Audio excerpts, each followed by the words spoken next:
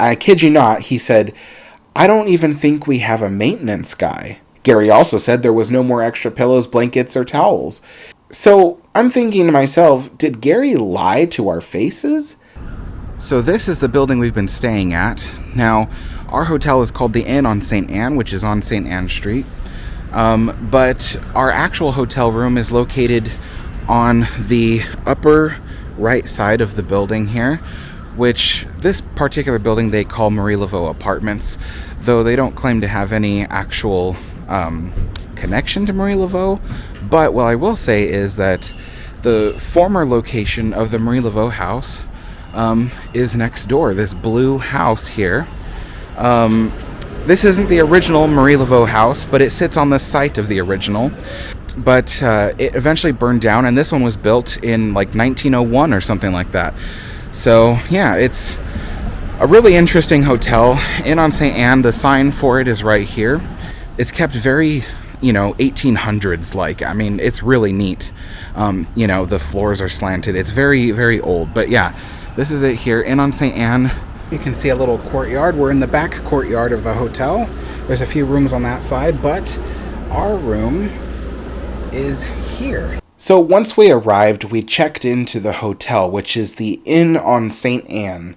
And I'll kind of do a room review at the end of the episode and kind of talk about what happened. But basically, there was just some craziness that happened with this room, and it was never resolved.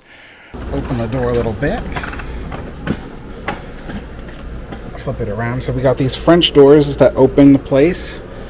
It's very tight quarters, so this is going to be kind of an awkward review, but the hotel room is on the second floor. We got Chris and my dad here. We all went in together to get this suite. This is the Christophe suite of the Inn on St. Anne Hotel.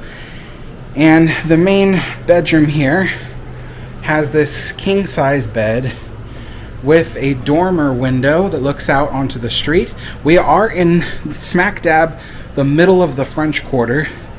Now, what's really kind of cool about this place is you can feel how old it is. The floors slant every which way. It's very solid, though. There's no creaking of the wood or anything like that. But it's very, very old. And this is something I was a little disappointed in. This is a little sitting room, but on the website it was advertised as a room with a small bed, which was going to be the third bed in our suite because the couch pulls out.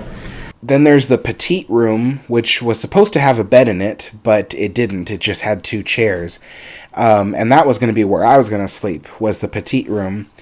And then next to the petite room was the bathroom. The stairs to the main door are down here. We just came from there earlier. And then the bathroom is here. It's small but nice. It's very nicely tiled, very clean, organized, and there's a little toilet there. But it was very dark and there was no mirror by the sink. But anyway, we actually really liked the hotel room. It was kind of funny because the floor was slanted downwards towards the stairs. It's a very, very old building, dating back probably to the 1830s, maybe the 1840s. But it's very, very old. And so we kind of expected it, just like many of the other buildings in the French Quarter, to have settled into the ground a little bit. But it was pretty interesting. But I'll get back to the room review at the very end of the episode. Being that it was our first day and we had arrived late in the evening, we waited for my friend Shiloh and his mother Martina to arrive, and they got their own room in what would be the slave quarters of the property. Now, the property a long time ago would have belonged to a somewhat wealthy family who would have had a small staff of servants and possibly slaves. With a lot of these old houses, you usually see the slave quarters in the back. So there indeed was a separate building in the back beyond the courtyard that had all the different servants' quarters. And that's where Shiloh and his mom had their room. After everybody got settled in, we decided to go look for some food. We were all very hungry. You know, my father and I had been traveling by plane for about 9 or 10 hours. So we're walking the streets of the French Quarter at night looking for a place that sells some good Creole food. I think it's almost 9 p.m. And so we're all just hungry. We just want to get something to eat and then get back to our hotel room. But we got these nice old buildings that we're passing by. And there's the French Quarter. It's hard to see where we're going.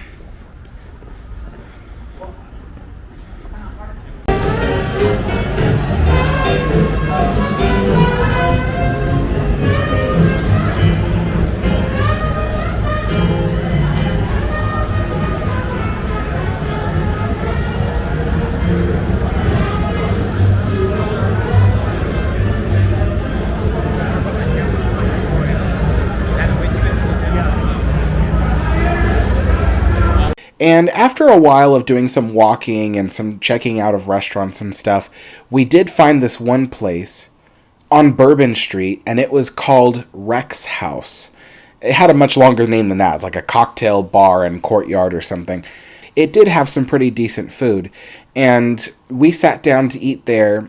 I couldn't do much filming of the audio because of the fact that they were playing a lot of copyrighted music.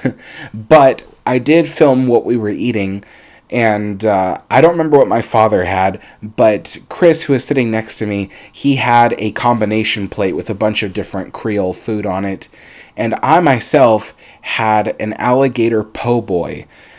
It was actually pretty delicious, but I would actually say that the alligator wasn't that fresh. It was a bit dry. An alligator shouldn't be dry. But after having dinner, we decided to walk around for a little bit. We are approaching Pirate Alley, which is an alley that goes in between the St. Louis Cathedral. Goes all the way down that way. You can see the spires of the cathedral up there. But we're on our way to Café du Monde for a very late dessert. So yeah, let's go on this way. What's really cool about Pirate Alley is they've still maintained somewhat of a historical image of how the streets of New Orleans would have looked over a century ago. You can tell by the little gutters in the center of the street and everything. But yeah, it is past 9 p.m. at night. So hopefully we don't run into any issues.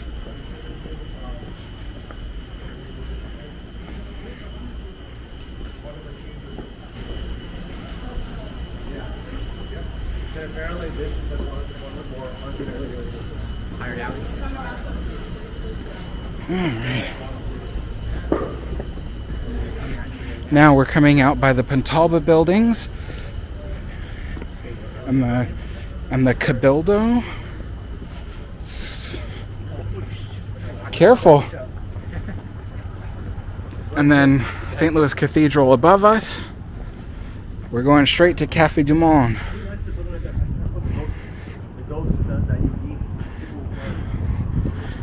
And there's the Pope.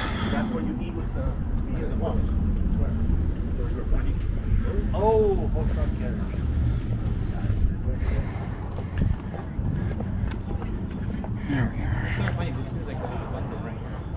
It does, doesn't it? We had also decided to go see Café du Monde. We wanted to go there to have a really, really late evening dessert with beignets and, café au lait and all that. And, Café du Monde is often advertised as a 24-hour place.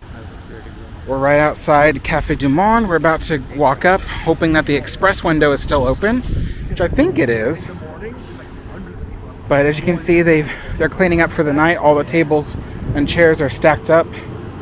They're power washing all the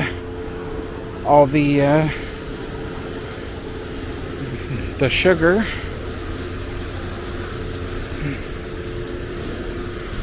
That way goes up to the river.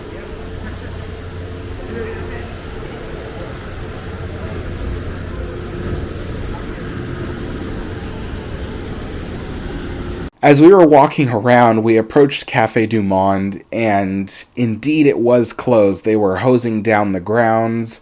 They had all the chairs stacked up and everything. We ended up talking to some of the employees who were there cleaning.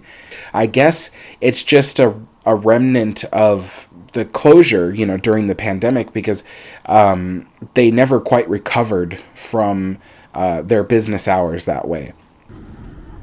So after Café du Monde, we decided to walk up to see the Mississippi River. You kind of have to climb this small levee that borders the river and protects it from flooding, protects the city from flooding. I gotta say, this is one of the coolest views I've seen in a long time, and way back over there is the Natchez, the only actual steam-powered riverboat here in New Orleans. And beyond it is the famous Twin Bridges. It's really neat. And then downtown New Orleans. And to my understanding, this building, home of the Jacks, was famous for being the production plant of the Jack's beer. Now it's a giant mall, but they still sell beer.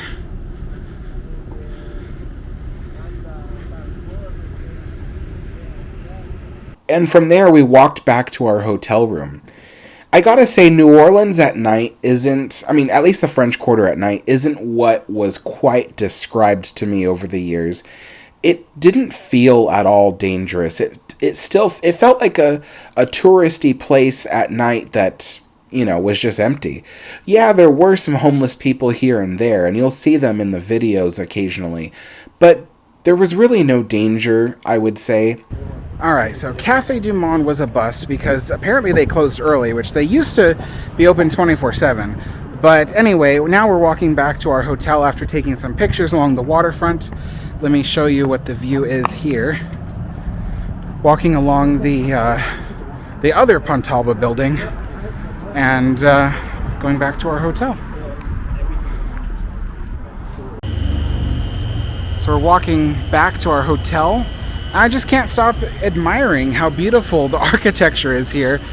Even at night, just how beautiful. I was just talking about how, you got buildings like the Cabildo and the Presbytere, how they were built by the Spanish, made in Greek Revival, and then renovated in the 1850s and added a French mansard roof on the top. So it's Spanish, Greek Revival, French style. There's so many layers. You see the different porches and galleries. It looks like it's all layered, and it's the same thing with all the architecture of the quarter. It's not all entirely one imperial influence. It's multiple, and it's just fantastic. And this is only our first night. Hey folks, Alex standing here on Barrack Street. Just wanted to give a quick shout out to people who've made this dream a reality. So anyway, thank you Ken Norse Nordlemeister. Thank you Martina, who is the mother of my friend Shiloh.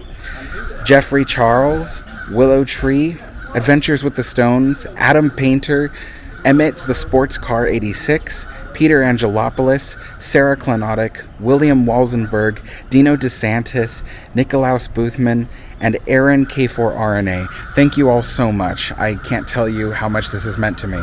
Anyway, back to the show. So back to the hotel. I kind of wanted to describe what this whole, issue was with the hotel. So when we arrived, we immediately went to the front desk, and there was someone standing right out front of the hotel ready to let us in. It was the front desk operator. He introduced himself as Gary, and he was very nice and very pleasant. And he showed us to our room. He made us our room keys and showed us to our room. But we went up by ourselves, and it was a nice room. We walked around and looked at it. It was nice. We really liked it. But there were some things that I noticed almost immediately, such as the fact that there wasn't a third bed like was advertised online. One of the reasons why I got that suite was because we needed 3 different beds, because my dad needed his own bed, Chris needed his own bed, and I needed my own bed.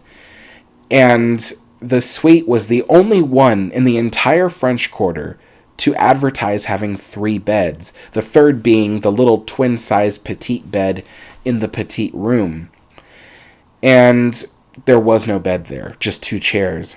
So we went to the front desk to talk about that, but also because we needed extra blankets and pillows for Chris, because his sofa bed, he would need some for that.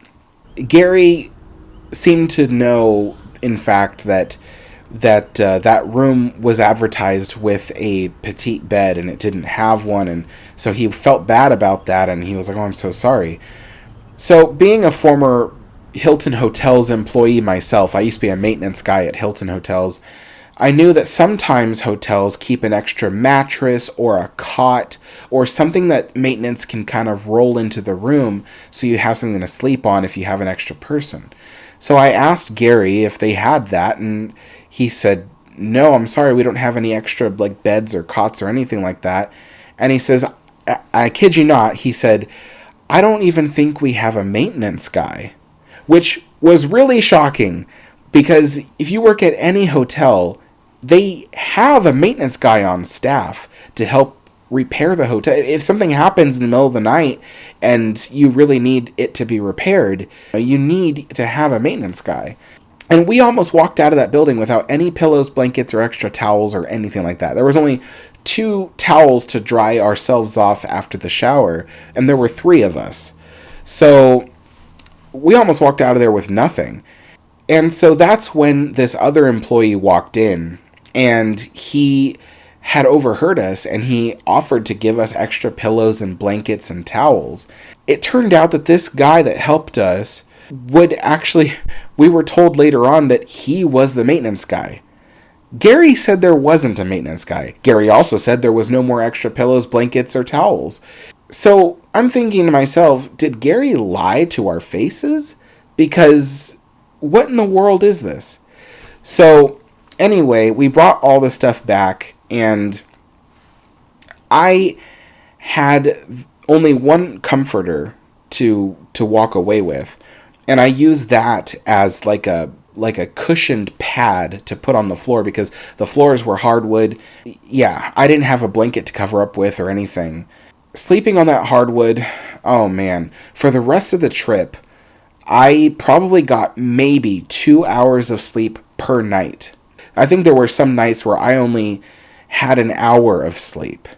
And so, because I could not sleep on that hardwood floor. It was so difficult. And Chris tried to be really nice. He said, you can take the couch, and I'll sleep on the floor. But the thing was that hotel was my idea. I don't think anybody in our group really wanted to spend that much money to stay at that hotel. They all wanted to get a cheaper, chain hotel or something. And it was my idea to stay there. So I am a firm believer in, if you make your bed, you sleep in it. And so I was going to be the one, to sleep on the floor. I wasn't going to force Chris to do that after, it wasn't really his idea to stay at that hotel. That night, I go to try to take a shower, and I realized that the shower, which I had left running for a while to get hot, no hot water was coming out of the shower. So I turned on the faucet in addition to the shower to try to get the water flowing, because it's an old building. I figured it takes a while for the water to heat up. But there was no hot water coming out of either the sink faucet or the shower, even after letting it run for quite a while. And so I realized I was going to have to take a cold shower. That was unpleasant. And I went back to the main office the next day to talk to someone about that. And the lady, to her credit, was very surprised. So she offered that she would have maintenance check it out. Later the next day, the maintenance guy approached us and said that he took a look at the shower and stuff, but it needs a new part, and that part probably wouldn't come in until after we left. He was able to get the water to be lukewarm, but it wasn't going to be hot. But we had another maintenance issue that I wasn't quite ready to bring up yet, and that was the fact that the air conditioner in the living room had seen better days. It was very rickety, and it was sputtering water out the front of it, and it was getting the sofa bed wet, and it was getting the floor wet with water. But with the issues we've been having with the room, I just wanted to drop it and leave it because, I'm not the kind of person that likes to, complain about stuff. I try to get over it as much as I can.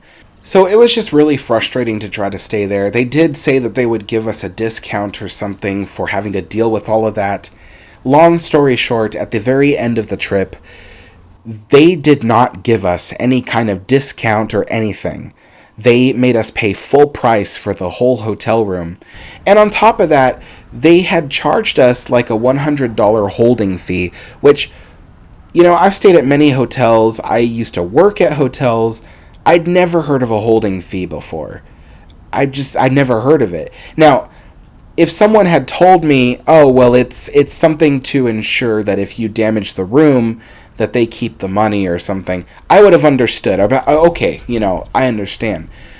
But the guy, Gary, who charged us, for the hotel room, when he told us that he was going to charge us a holding fee, he couldn't explain what it was. He just said, oh, it's a holding fee. He couldn't explain what it was. So it felt like a money grab. We had no idea what it was. And what's worse was that we didn't trash the room. We left it, perfectly fine, yet we didn't get refunded for that holding fee. So I have no idea what was up with that hotel, but it certainly was not worth staying there, especially because the hotel room had cost us, before the holding fee, had cost us $1,500 to stay in that room. And that was without a third bed and hot water. So I don't think it was really worth it. And frankly, if I go to New Orleans again, I will not be staying there. I will be staying at a reputable chain hotel. So that was our first day in New Orleans. Anyway, folks, I hope you enjoyed this vlog. There is a lot more interesting stuff to come on the days that came after that, so please stick around for the next episode. Anyway, folks, thank you all for watching, and I'll see you all next time.